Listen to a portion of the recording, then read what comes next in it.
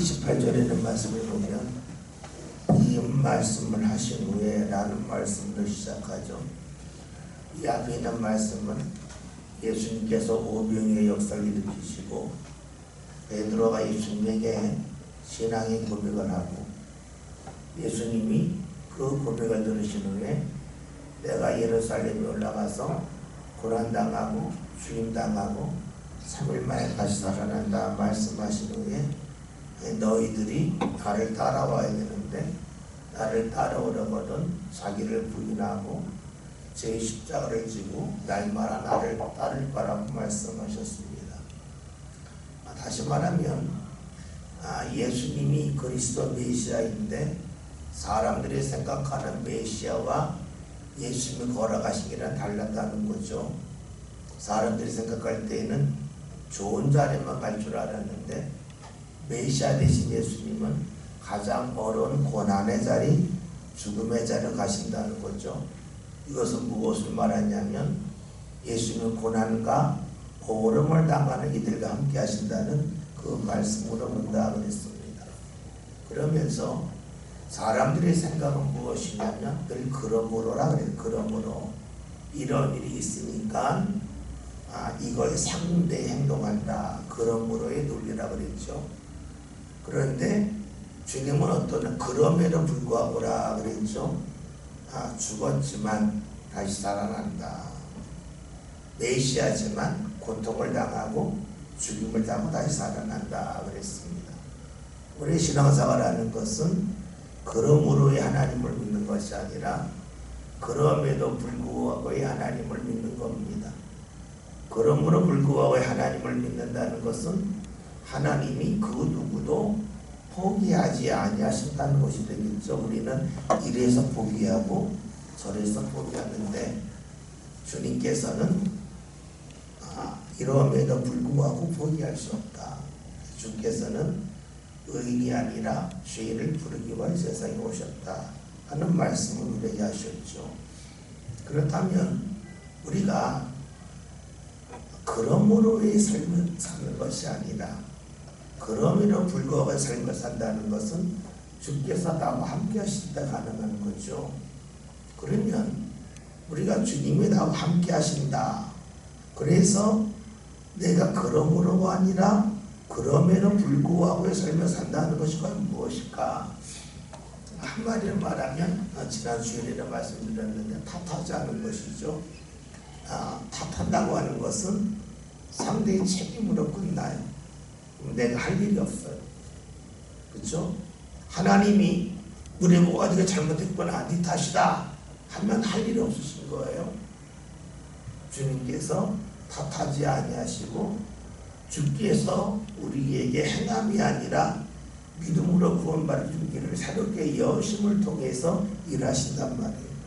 우리가 탓하면 할 일이 아무것도 없어요. 탓하지 않을 때에 내가 할 일이 있어요. 여러분 그렇잖아요. 누가 교회 안 나와. 아이 저 사람 원래 그래.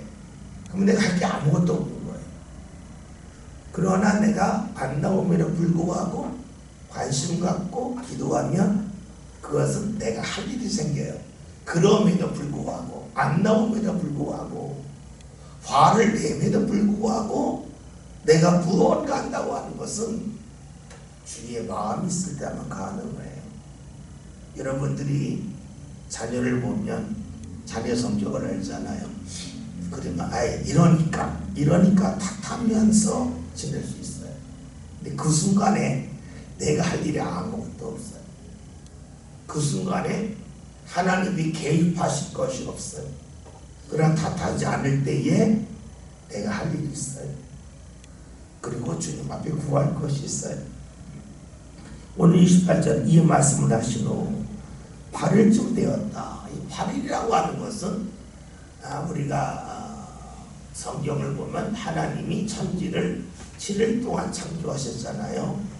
8일째 되는 날 일어난 일 중에 우리 가장 대표적인 것이 할례죠. 그러니까 일주일을 지난 다음에 할례를 해요. 그래서 우리가 누가복음의 말씀을 보면 예수님이 태어난 지 8일째 되는 날 할례를 했다는 말씀이 나와요. 할례했다고 하는 것은 하나님 앞에 드리는 거죠. 새롭게 태어나는 거예요. 그래서 8일이 됐다고 하는 것은 일주일이 지났다는 말이고, 일주일이 지났다는 말은 창조와 관련돼서 보면 새로운 일이 진행된다라고 볼 수가 있습니다. 그런데 말씀을 보면 예수님께서 베드로와 야고보와 요한을 데리고 기도하시러 산에 올라갔다는 말씀이 나옵니다. 그래서 성경을 보면 예수님과 함께 많은 무리가 있습니다. 오병이의 역사 일으킬 때 많은 무리가 있었죠. 그 다음에 우리가 앞으로 10장의 말씀을 보면 예수님 주위에 70명의 사람이 있어요. 열심히 믿었던 70명이 있어요. 그리고 그 70명 안에 또 누가 있냐면 12명의 제자가 있어요. 12명의 제자 중에서 가장 핵심적인 제자가 베드로와 야고보와 요한이에요. 우리가 성경 공부하는 그 시간에 보면 예수님을 중심으로 3명의 제자가 있고, 그 다음에 12제자가 있고, 그 다음에 70명의 무리가 있고, 그 다음에 많은 사람들이 있다. 이런 식으로 성경 공부할 때가 있어요. 그러면 우리 묻게 돼요. 12명의 제자 중에서 왜 3명이 핵심 제자가 되었을까 하는 거예요. 근데 이 말씀은 누가복음 8장에 예수님께서 야이로의 집에 가셨을 때 이 3명이 예수님을 끝까지 따라갑니다. 야이로의 딸이 죽었다고 사람들이 막 울고 그럴 때 예수님 하신 말씀이 두려워하지 말고 믿기만 하라. 나를 따라오라 그러셔요. 그런데 죽은 걸 뻔히 아니까 사람들이 저 소리 왜 하시나 하는 거예요. 그러면서 예수님을 안 따라가는데 따라간 사람이 12명의 제자 중에 이 3명이에요. 그러니까 예수님과 함께 하지만 믿음으로 선 3명이 있고 믿음이 그다지 없이 예수님을 따라다닌 사람이 있다는 거예요. 그런데 오늘 말씀에서 예수님이 기도하러 산에 올라가실 때에도 이 3명이 같이 가요. 우리가 복음서 이런 말씀을 보면 야이로의 집에서 들어갈 때 3명의 제자가 있고, 예수님이 산에 올라가 기도할 때 3명이 있고, 또 예수님께서 겟세마네 동산에서 기도하실 때, 감람산에서 기도하실 때에 이 3명의 제자가 같이 가요. 핵심적인 제자예요. 말씀을 보면 예수님이 기도하러 산에 가시는데 3명이 따라가요. 여러분, 이 말씀을 그림을 그려봐요. 예수님이 12명의 제자가 있는데, 야, 나 산에 올라가서 기도하러 간다 할 때에 같이 갈 사람이 있냐? 아마 예수님 말씀하셨겠죠. 그때 예수님을 따라가는 사람이 있는가 하면 9명이 안 따라간 거예요. 왜 안 따라갔을까요? 아마 이런 마음이었을까요? 아니 선생님, 기도하러 산에 뭐하러 가요? 산에 갈 그 힘을 가지고 기도하지 뭐하러 산에 올라갑니까? 라고 말할 수 있어요. 수년 전에 여기 일산에 갔을 때에 이 벼나 산으로 수정되는 산에 올라간 적이 있어요. 그때는 잣길이 있어서 잣길에 올라갔는데 정말 산이 좀 벌판에 우뚝 서 있어요. 우뚝 서 있는데 이 잣길로 걸어가면 1시간 이상 걸어가야 되고, 잣길에 가기 전에 한 2시간 이상 올라갔을 거예요. 예수님이 기도하러 한 2시간 산에 올라간다는 거예요. 내 제자들이 뭐라고 말했겠습니까? 아니, 기도하려면 힘이 있어야 되는데 올라가다 보면 힘이 다 빠질 겁니다. 굳이 거기까지 갈 필요가 있겠습니까? 라고 말한 사람이 있을 거예요. 아마 여러분들도 그런 생각을 갖고 말할 수 있습니다. 여러분, 그 말이 설득력이 있어요, 없어요? 설득력이 있다는 거예요. 왜냐하면 아니, 기도할 거면 여기서 하지 뭐하러 2시간 올라가서 지친 가운데 기도됩니까? 라고 말하는 것은 설득력이 있어요. 그런데 봅시다. 누가복음 9장에서 예수님께서 5,000명의 무리가 모였을 때에 너희가 먹을 것을 주라 할 때에 제자들이 뭐라고 말했습니까? 이들을 우리가 먹을 수 없습니다. 이들이 먹으려면 어디 가서 무언가 사가지고 와야 됩니다 말합니다. 이 말도 설득력이 있죠. 그런데 이 설득력이라고 하는 것은 사람들끼리 모였을 때의 설득력입니다. 근데 예수님은 그 설득력 있는 말이 틀렸음을 보여주셨어요. 왜냐하면 싸우지 않았지만 떡 5개 물고기 2마리를 가지고 기도하시고 제자의 수를 통하여 모든 사람을 먹이게 하셨어요. 다시 말하면 예수님이 계시지 않을 때에는 설득력 있는 말인데 그 말이 예수님에게는 설득력이 없다 하는 거예요.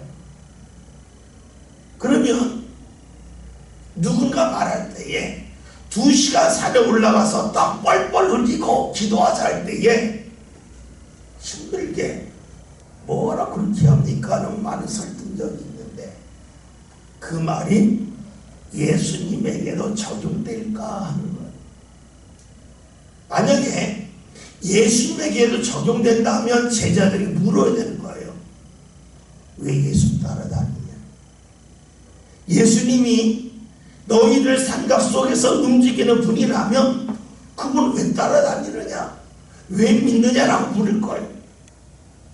그런데 제자들은 예수님을 따라다니지만 어느 순간에 예수님을 따라다닌다 하면서도 예수님에 대한 믿음이 없어진 거예요.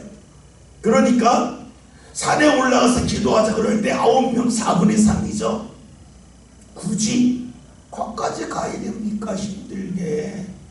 주님 기도할 거면 여기서 하지 뭐하러 산에 올라갑니까? 그렇게 주님 생각이 없으세요? 라고 하는 마음을 갖고 주님의 말씀을 거절했을 거예요. 우리가 신앙생활을 할 때에 말씀이 내가 볼 때에 설득력이 있을까? 설득력 있는 말씀도 있어요. 그런데 주를 믿는다고 하는 것은 내가 이해할 수 없어도 믿어야 주를 믿는 거예요. 그러니까 오늘 말씀에서 9명은 안 가요. 왜냐? 올라갈 필요가 없는 거예요. 굳이 거기까지 갈 필요가 없는 거예요. 오늘 우리가 신앙생활 할 때는 그런 마음 가질 수 있어요. 힘들게 그것까지 해야 돼요. 힘든데 이거 해야 됩니까? 산에 꼭 올라가야 돼요. 여기서 기도만 안 됩니까? 내가 힘든데 꼭 이것까지 주님 앞에 드려야 됩니까? 우리가 똑같이 말할 수 있어요. 예배도 마찬가지잖아요. 예배하러 와서 말씀 들어야 되니까 그 시간에 맞춰 가야지 할 수도 있고, 내가 예배 때에 무엇 맡았으니까 예배 전에 오면 되지 할 수도 있고, 어떤 분들이 일찍 와서 준비할 수도 있어요. 그런데 우리 마음에는 힘들게 뭐라 그거 합니까? 그 시간에 맞추고 오면 되지. 그럴 수도 있어요. 우리 말씀을 보면서 왜 9명이 올라가지 않았을까? 아마 기도하러 간다고 그랬을 때에 준비합시다. 힘든데 꼭 해야 됩니까? 하는 마음을 가졌다는 거예요. 다시 말하면 주님을 믿지만 주님을 믿는 것이 아니라 주의 말씀이 논리적인가 아닌가를 믿었다는 거예요. 여러분 아시죠?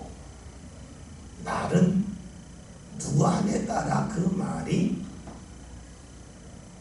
내 삶 가운데 필요한 말이 될 수 있고 필요하지 않은 말일 수 있어요. 똑같은 말이지만 누구를 통해서 나오느냐에 따라서 그 말의 가치는 달라져요. 마치 우리가 똑같은 재료를 갖고 있지만 누가 요리하느냐에 따라 맛이 완전히 달라지잖아요. 똑같은 시간이 있지만 어떤 사람이 시간을 쓰냐에 따라서 일의 결과가 달라지잖아요. 말도 역시 그러하다는 거예요. 그런데 제자의 순간 예수님을 잊어버립니다. 29절 함께 봅니다. 기도하실 때 모가 하늘고 그 옷이 이어져 광채하다가. 아멘. 예수님이 산에 왜 가셨어요? 기도하러 가셨어요. 2시간 땀 뻘뻘 흘려 올라가셨어요. 그리고 기도를 하세요. 우리 이 말씀이 너무나 당연하다고 봐요. 그런데 앞으로 말씀 보면 나오지만 제자들은 산에 올라가 기도하지 않고 죽어났어요. 왜냐? 힘드니까. 올라갈 때는 기도하러 간다고 갔어요. 근데 2시간 정도 올라가다고 왔더니 너무 힘든 거예요. 그러니까 힘들기 때문에 맨 처음에 가졌던 마음, 목표를 잊어버렸어요. 잃어버렸어요. 그래서 기도하지 않아요. 우리 말씀을 보면서 예수님께서 기도하러 올라가셔서 기도했다는 말씀이지만 예수님이 올라간 산을 마태복음 17장에서 높은 산이라고 표현을 해요. 이 누가복음에 그냥 산으로 나오는데 마태복음 17장은 높은 산으로 나와요. 힘들게 올라갔다는 거예요. 올라가셨지만 힘들지만 원래 계획했던 대로 하나님을 찾고 기도했다는 겁니다. 다시 말해서 힘들어도 멈추지 않았다는 거예요. 이렇게 보면 예수님께서 나중에 예루살렘에 들어가실 때에 들어가면 힘들 줄 알지만 들어가신 것과 산에 올라갈 때 힘들지만 기도하신 것은 큰 틀에서 보면 똑같아요. 우리가 주님 앞에 나올 때에 처음에 지녔던 마음이 있어요. 내가 교회 가서 예배해야지 하고 왔어요. 예배해야지 하고 왔는데 정말 예배할까? 할 수도 있고 안 할 수도 있어요. 그런데 올 때에 오늘 예배해야지 이 마음을 갖고 내가 되새기며 오고 교회 와서는 내가 예배하러 왔지 하는 것을 확인하고 예배한 사람과 그렇지 않은 사람은 같지가 않아요. 학생들이 학교 갈 때 공부하러 간다고 말하지만 그 결심하고 오는 사람이 얼마나 있겠어요. 우리가 교회 와서 신앙생활 할 때에 내 눈과 마음을 뺏어가는 것이 많습니다. 어린아이들의 그 뛰어노는 모습이 내 마음을 뺏어갈 수도 있고 또 때로는 내가 누군가로 인해 마음 상한 것 때문에 마음을 뺏겨서 예배하러 와야지 않는데 예배하지 아니할 수도 있습니다. 다시 말하면 마음을 빼앗길 때가 있다는 거예요. 아주 예전에 읽었던 아주 오래된 소설인데 이청준이라고 하는 아주 좀 돌아 고인됐는데 그분의 소설 중에 조율사라고 하는 책이 있었어요.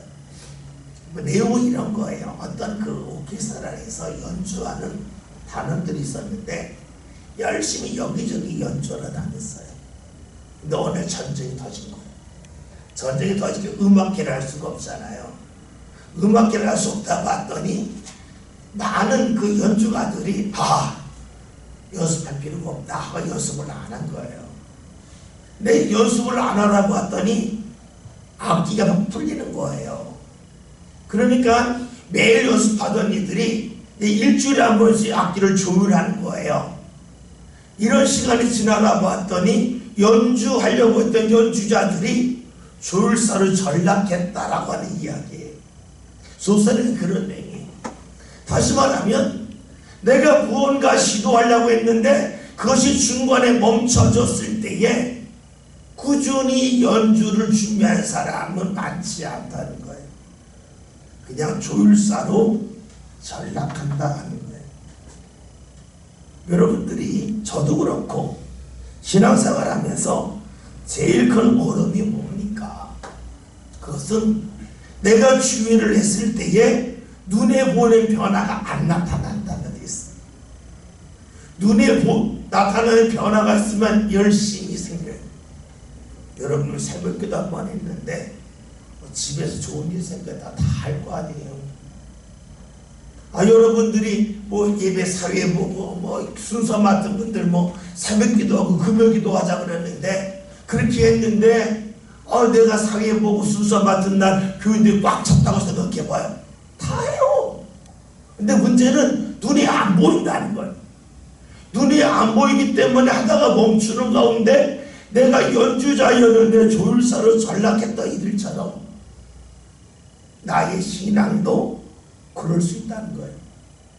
다시 말해서 교회에 와서 뭐 기도하다가 찬송하다 말씀 하나 잘못했어요 라고 해놓고 돌아가서 다시 과거의 모습으로 돌아갈 수 있다는 사실입니다. 예수님은 산에 2시간 올라가기 힘들었지만 그럼에도 불구하고 기도하셨어요. 기도했더니 오늘 말씀이 어떤 말씀이냐면 예수님의 용모가 변화되고 옷이 씌워진 광채가 났다. 예수님이 변화됐는데 기도할 때 변화가 되었다는 것을 말씀하고 있습니다. 다시 말해서 예수님도 기도했더니 달라졌다는 거예요.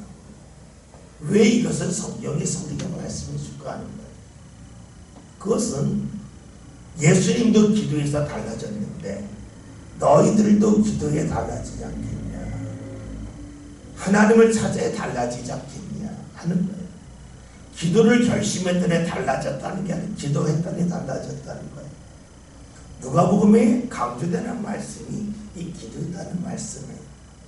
기도했더니 달라졌다 하는 겁니다. 우리가 같은 일을 반복할 때가 있죠. 이 반복을 하다 보면 그것이 자연스러워져요.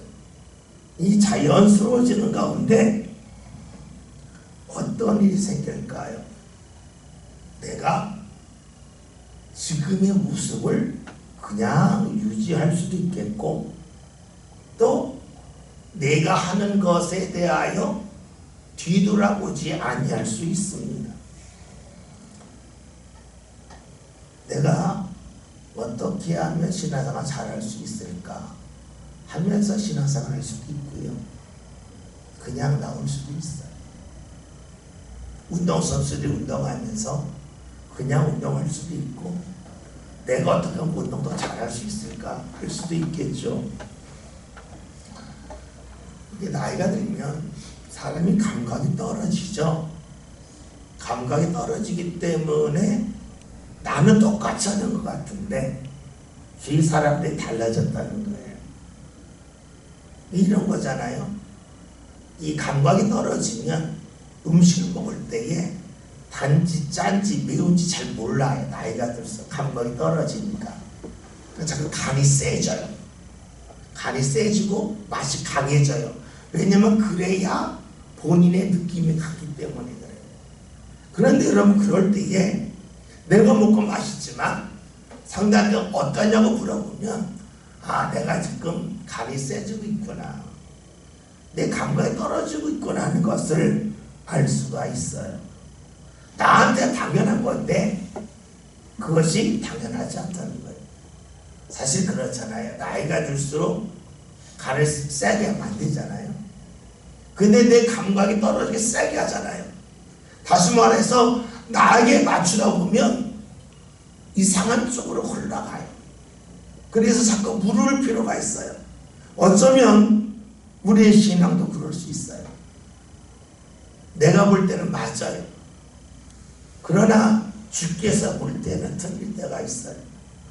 과거에는 맞았는데 지금은 틀릴 수 있어요. 그래서 자꾸만 점검해 볼 필요가 있겠죠. 오늘 말씀 30절 함께 보겠습니다.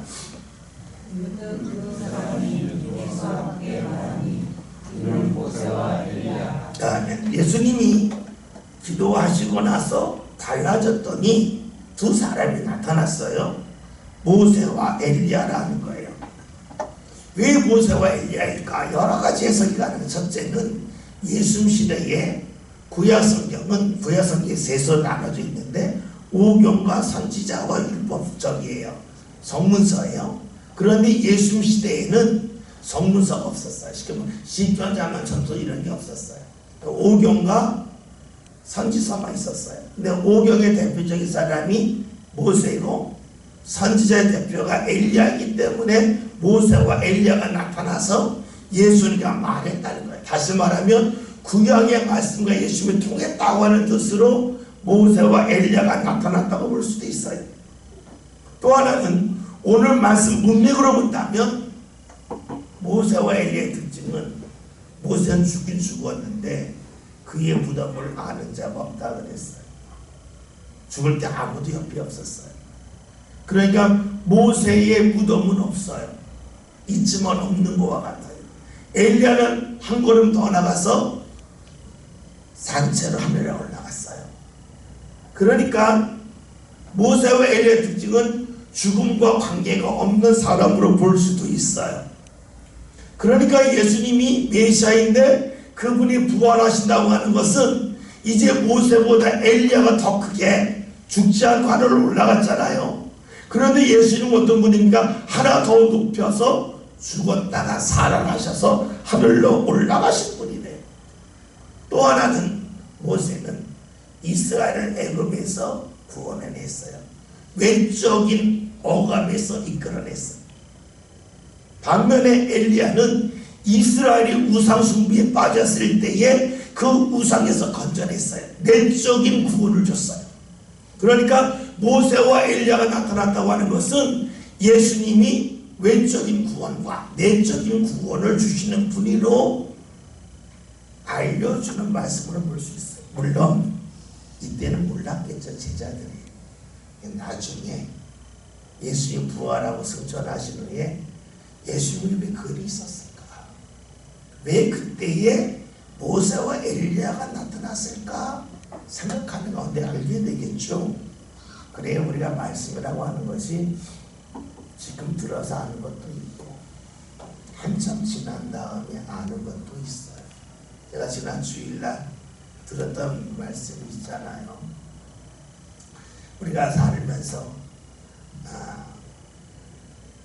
그때는 모르지만 지난 다음에 아는 말씀이 있단 말이에요. 지난 다음에 안 먹어도 배부르 할 때에 안 먹는다고 하는 것은 해를 말하는 거고 배부르라고 하는 건 감정이라 그러잖아요. 근데 어렸을 때 그것이 구별이 안 되잖아요. 나이가 들면 이 구별이 된단 말이에요. 무슨 말인지 알지 않아요? 하나님의 말씀도 내가 신앙으로 성장했을 때에 어떤 말씀인지 알 수도 있어요. 31절 함께 봅시다. 영광 중에 나타나서 장차 예수께서 예루살렘에서 별세하실 것을 말할세. 아멘. 이 영광 중에 나타났다고 하는 것도 이제 모세가 하나님의 말씀을 받고 내려왔을 때에 얼굴에 광채가 나니까 사람들이 제대로 보지 못해서 수건을 썼다는 말씀이 이제 우리가 잘 아는 출애굽기에 나오지 않습니까? 그것처럼 주께서 이 광채가 났다고 하는 것은 하나님의 역사가 크게 나타났다라고도 볼 수 있어요. 그러는 말씀을 보면 예수님이 예루살렘에서 별세하실 것을 말씀하신다라고 말씀하고 있습니다. 이 별세라고 하는 말이 우리 성경의 별세를 죽음으로 볼 수 있죠. 그래서 예전에 지금 돌아가셨지만 한때 아주 유명한 목사님 중에 이중철 목사님이라고 계셨는데 1990년대 80년대 때에 좀 대단한 목회자셨는데 그 세미나할 때 별세 목회 세미나 이 별세라는 말 갖고 있어요. 근데 이 별세라고 하는 말은 사실은 의역이에요. 이 원래 성경을 보면 엑소더스로 나와요. 엑소더스가 뭐냐면 출애굽기가 엑소더스예요. 엑스라고 하는 말이 벗어났다는 말이고 도스라고 하는 말이 길이에요. 길에서 벗어났다는 거예요. 그러니까 새로운 길을 가게 됐다는 거예요. 그러니까 출애굽기라고 하는 것은 하나님 이스라엘에게 지금까지 살아왔던 길에서 벗어나서 새로운 길로 가게 하셨다 하는 거예요. 오늘 말씀도 뭐냐면 예수님이 예루살렘에서 앞으로 새로운 길을 여신다는 거예요. 그 길이 무엇입니까? 그것은 하나님 앞에 이룰 수 있는 새로운 길을 여셨다라고 볼 수 있어요. 주님이 어떤 분이실까? 주님 어떤 분이실까? 우리 요즘 로마서 새벽기도 시간에 보잖아요. 한번 찾아볼게요. 4장 17절. 로마서 4장 17절 한번 봅시다.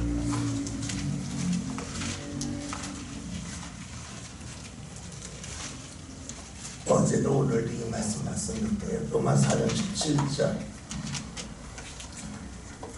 다 같이 읽겠습니다. 기록된 바 내가 너를 많은 민족의 조상으로 세웠다 하심과 같으니 그가 믿은 바 하나님은 죽은 자를 살리시며 없는 것을 있는 것으로 부르시는 이시니라. 아멘. 하나님이 어떤 분이신가? 죽은 자를 살리시고 없는 것을 있게 하시는 분이라는 거예요. 없는 것을 있게 한다고 하는 것은 사람에게는 없는데 하나님에게 있다는 거예요. 우리가 왜 하나님을 믿습니까? 내게는 없지만 하나님에게 있기 때문에 믿는 거예요. 사람은 다 죽잖아요. 근데 하나님은 어떻게 안 죽고 우리를 다시 살리시는 분이, 그래서 믿는 거예요. 우리가 살아가면서 앞길이 막막할 때가 있어요. 길이 안 보여요. 어떻게 살지 모르겠어요. 내겐 길이 없어요. 근데 하나님은 어떻게 해요? 길이 있다는 거예요. 우리가 하나님을 믿는 이유는 죽은 자를 살리시는 분, 없는 것을 있게 하시는 분이기 때문에 그래요. 그러면 없는 데 있다고 하는 것은 무엇을 말할까요? 그것은 없는 것을 주셨다는 것도 되겠지만 보지 못했던 것을 보게 하셨다고 볼 수 있어요. 우리 잘 아는 탈무드 이런 얘기 있잖아요. 부모가 자녀에게 물고기를 잡아주면 한 끼를 먹고 살 수가 있는데 물고기 잡는 방법을 알려주면 평생 먹고 산다는 말이 있어요. 그 여러분 봅시다. 물고기 잡아줬어요. 이것은 뭐예요? 내 앞에 없던 것이 생긴 거예요. 그걸 외적인 변화라 그러죠. 환경의 변화라 그러죠. 그것은 한 번 만족하는 거예요. 근데 물고기 잡는 방법을 알려줬어요. 그럼 어디 있어요? 내 안에 있는 거예요. 내 안에 있는 것은 내 안이 바뀐 거예요. 내 안이 바뀌고 나면 평생 살아요. 그러면 우리가 살아감에 있어서 내가 필요한 것이 무엇일까 하는 거예요. 물고기냐, 물고기 잡는 법이냐, 환경이냐, 나의 변화냐는 거예요. 우리가 살면서 자꾸 깨닫는 것 중에 하나가 뭐냐면요, 내 앞에 뭐가 있냐가 중요한 것이 아니다라는 거예요. 우리가 우리 평소 중에 냉장고를 부탁해 이런 걸 보면 집에 있는 것들은 재료 와요. 근데 그것을 요리하는 사람에 따라서 아주 좋고 맛있는 요리가 나와요. 그러니까 재료가 문제가 아니더라는 거예요. 우리는 재료가 나빠서 힘들다고 그랬는데 요리를 잘하는 사람에게는 재료가 문제가 되지 않아요. 그러면 우리의 삶도 마찬가지 아니겠어요? 내가 마주하는 삶의 재료가 있어요. 환경이라고 말하죠. 탈무드 얘기를 말하면 물고기 잡는 물고기예요. 근데 이게 중요하지 않더라는 거예요. 정말로 중요한 것은 물고기 잡는 법이고 요리하는 법이고 내적인 변화임을 알 수 있어요. 그러니까 똑같은 걸 보면서 기뻐할 수도 있고 막막해 할 수도 있어요. 앞에서 로마서 4장 17절 중에 하나님은 어떤 분인가? 죽은 자를 살리시는 분이고 없는 것을 있게 하시는 분이라고 했어요. 다시 말하면 하나님이 나와 함께한다는 것은 내게 마이크가 없었는데 마이크가 생긴다. 그래서 내 목소리가 커진다도 되겠지만 다른 방법으로 하면 내가 여기서 말하면 울림이 생기겠네 해서 어디서 말할지 그 말하는 자리를 찾아갈 수 있다고 볼 수 있어요. 내가 마주하는 사람도 마찬가지 아니겠어요? 마주하는 사람이 문제일까요? 내가 문제일까요? 그러니까 어렸을 때 특징은 만나는 사람을 탓해요. 그런데 나이가 들수록 성장해서 깨닫는 게 있어요. 이 사람이 문제가 아니야. 내가 문제야. 다시 말하면 요리에서 맛이 없는 이유는 재료가 나빠서가 아니라 내가 요리할 줄 몰라서예요. 그런데 재료를 탓하는 사람은 매일 재료가 나쁘다고 탓만 하다가 인생이 끝나요. 내가 못한다고 여기면 요리하는 법을 배워요. 그래서 어떤 재료가 있든지 간에 그걸 가지고 최상의 맛을 내요. 우리가 신앙생활 한다는 것이 무엇일까요? 그것은 주님이 내 안에 들어오신다는 거예요. 다시 말하면 내가 같은 자리에서 주께서 허락하시는 최고를 볼 수 있는 것이고, 그리고 거기에 매달리는 거예요. 우리가 말할 때예요. 분노가 안 돼 말할 때가 있어요. 분노가 안 돼 말하게 되면 다 상대가 잘못한 거예요. 상대를 탓할 수밖에 없어요. 그런데 사랑으로 말하면 어떻게, 사랑은 내가 주인공이 되는 게 아니잖아요. 상대에게 맞춘 게 사랑이잖아요. 그러니까 사랑하게 되면 어떻게 될까요? 내가 바쁘겠죠. 그래서 우리가 로마서에서 말씀드렸잖아요. 사랑이 율법의 완성이다. 사랑하게 되면 도둑질할 일도 없고, 살인할 일도 없고, 간음할 일도 없고, 남을 흉볼 일도 없다. 그래서 사랑이 율법의 완성이라고 말씀하고 있고, 하나님이 사랑이라고 말씀하기 때문에 하나님이 내 안에 들어올 때에 그러하지 않다는 것을 말씀하고 있죠. 다시 31절 봅시다. 예수님께서 예루살렘에 가서 열쇠하신다. 새로운 길을 걸어가신다는 거예요. 지금까지 사람들이 걷지 않았던 길을 걸어가신다. 그리고 그 길을 통하여 우리에게 하나님 앞에 이룰 수 있는 길을 열어주신다는 것이 되겠고, 그 하나님은 어떤 하나님이신가? 로마서 4장 17절에 있는 말씀을 보면 죽은 자를 살리시는 하나님, 없는 것을 있게 하시는 하나님, 그 하나님이 있게 하시는 것은 내 앞에 보이는 물질을 있게 하시는 그 하나님이라면 한 번 내게 선물 주고 끝나는 하나님. 그러나 나를 뒤바꿔 주시면 물고기 잡는 방법을 배우는 것처럼 삶 가운데서 어디든지 간에 하나님의 은혜를 보는 사람으로 뒤바뀌겠죠. 그런데 그 길이 어디 있을까? 그것은 탓함에서 벗어나는 거예요. 탓은 누굴 탓하는 거예요? 남 탓하면서 벗어나요. 그러면 봅시다. 남 탓하지 않으면 그 다음에 누구 탓입니까? 내 탓이 되겠죠. 남 탓이 아니면 내 탓이 돼요. 그렇기 때문에 오늘 말씀에 예수님이 별사신다, 새로운 길을 걸어가신 것이 무엇일까 볼 필요가 있고요. 32절 한 번만 보고 멈출게요. 다 같이 읽습니다. 베드로와 함께 있는 자들이 깊이 들다가 온전히 깨어나 예수의 영광과 함께서 두 사람을 보더니. 아멘. 다음 주에 보겠지만 오늘 말씀을 보면 제자들은 기도하는데 졸았어요. 졸았기 때문에 모세와 엘리야가 나타난 것을 몰라요. 왜 나타난지를 모르고 어떤 말을 했는지를 몰라요. 다시 말하면 말씀은 없이 눈에 보이는 변화만 봤어요. 신앙에서 제일 위험한 부분이 이 부분이라는 거예요. 우리가 다음 주에 보겠지만 사도행전 22장을 보면 바울이 자신이 예수를 만났을 때 이야기를 해요. 어떤 이야기를 하냐면 많은 사람이 함께 가다가 하늘에서 빛이 내려지는 다 보았다는 거예요. 그런데 말씀은 나만 들었다는 거예요. 그 결과가 무엇이냐면 똑같이 빛을 봤는데 바울만 바뀌어요. 다른 사람은 안 바뀌어요. 다시 말하면 눈에 보이는 현상의 변화를 본 사람은 변화가 되잖아요. 주의 말씀도 같이 들어야 변화가 필요하고 그 변화 속에 주를 만납니다. 오늘 이 시간 우리 함께 같이 기도합시다. 기도를 내가 뭡니까? 내가 주의 말씀을 듣는 사람 되게 해달라고, 그리고 기도하는 자리에 가게 해달라고, 예수님이 길에서 평안 되셨는데 나도 길에서 평안 안 되게 달라고 같이 한번 통성으로 함께 같이 기도하겠습니다.